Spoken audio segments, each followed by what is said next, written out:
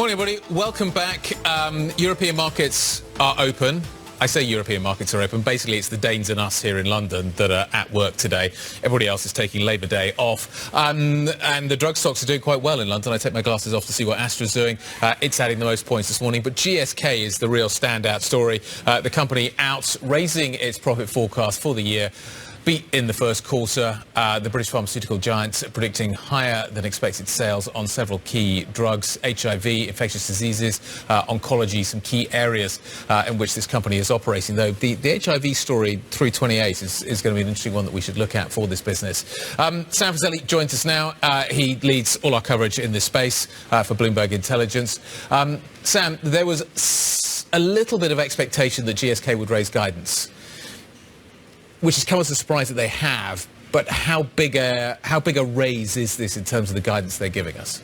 Yeah, my colleague John Murphy, who's been covering the results, he's called it a minor raise. Right. And I think he thinks that they have more room, perhaps in the second half.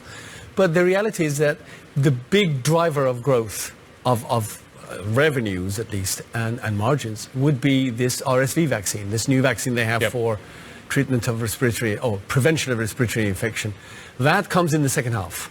And that's going to be an interesting period to look at, because they had a really strong, much more than they expected, much more than the market expected, period last year, sales last year. So that's what we're looking to see. But, you know, this company is on the verge of potentially margin expansion and obviously revenue growth going forward. And good morning to you, Sam. Another one we're watching, apparently, according to our reports this morning, is the Blenrep and refiling of regulatory applications in the EU and the US around Blenrep, multiple myeloma treatment. This is something that had previously been filed for, but had no luck, and so was sort of removed from financial models. Right. We're still watching that one. Yeah, I'm not convinced analysts have put it back in their models or that focused on it. I think the company is treading a very fine line here, in that the regulators withdrew it from the market because it failed a confirmatory trial, one that was because it was approved on what's called an accelerated approval, a fast route in. But it's a drug that physicians want, doctors want it, because it gives them yet another option. So that's going to be interesting to see what the company says. Let's talk about Eli Lilly here. Those numbers came out. If Novo Nordisk tomorrow, I believe. In terms of before we go into the actual numbers, these are the two kind of main competitors in the obesity market. Can you talk to us a little bit about kind of adoption rates of these drugs? Is there one that's ahead of the other? Well, interesting. So there is a metric that people who are analyzing these companies on a nerdy level like us look at. It's called a new-to-brand prescriptions. It's a metric that's followed in the US, NBRX. So the NBRX for Zepbound, which is the Lilly drug, has overtaken, in terms of share of new-to-brand starts, basically, Wegovy. So they're getting more of the new patients that are coming on looking for a new obesity drug than Wegovy is. But we're talking just over 50%. So it's still a massively growing market. They're both growing into it. But Zepbound does have a better efficacy profile. And so that's what we all expected it to drive. And of course, Novo is coming with yet another version of a drug that could potentially match Zepbound or beat it. Time will tell. Is there a capacity story there? What does the actual production rate look like for both? So I think their expectation is that possibly by next year, maybe 2026, but possibly by next year, they can actually start matching demand, because currently they're chasing a supply at the minute. How much money are they leaving on the table? I mean, look, as much as they can make, they sell. So if you look at models... Sure, but how much is demand? Is it possible to quantify the demand that's there and the supply that's there, and how big that gap is? So I'll give you a little hint of that, which is the way I look at it. They raised full-year revenues, this is Lilly, by about 2 billion. And that's all obesity, which is them feeling that, yes, we have solved, because there's lots of steps here. You need a pen, you need the drug, etc. They feel that they've solved some of the capacity issue for this year, a little bit more. That's given them confidence to raise by 2 billion. 2 billion.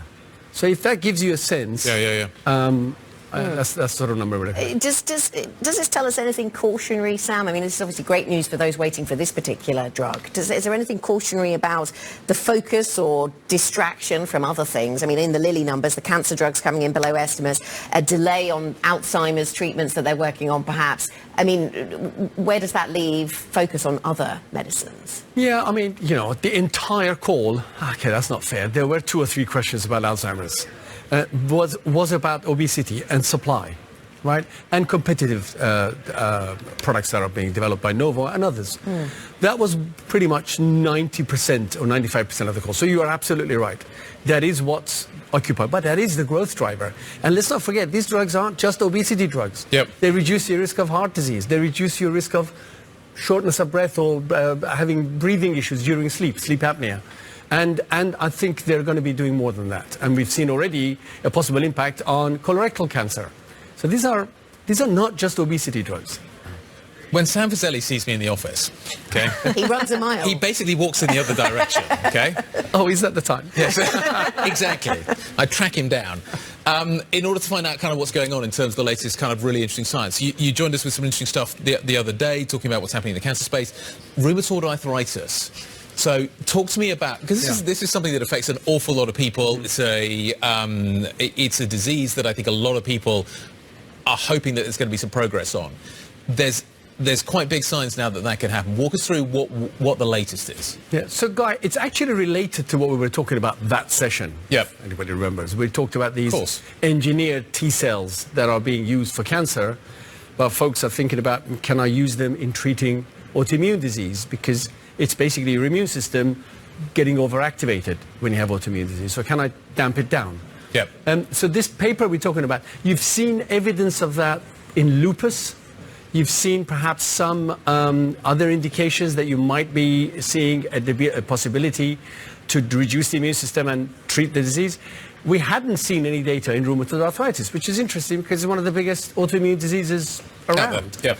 So there was a paper published in Nature which showed that you can use this currently available cancer drug again that attacks one of the immune cells called B cells.